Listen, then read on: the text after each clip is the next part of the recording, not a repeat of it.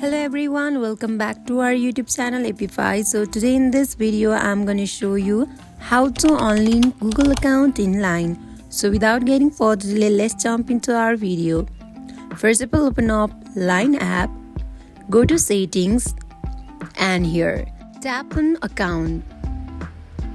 So here you can see that your Google account is Unlink. In order to link it, you just need to tap on link and then tap on continue button, and it will navigate you to this browser.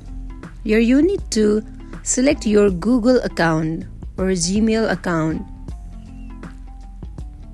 Once you select it, it will automatically link your Google account to Inline.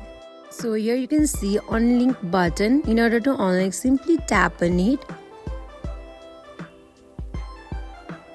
Now tap on Unlink. So this is how you can unlink Google account in Line. So that is it for today. If you guys like this video, do not forget to like, comment and subscribe our channel. Thank you for watching.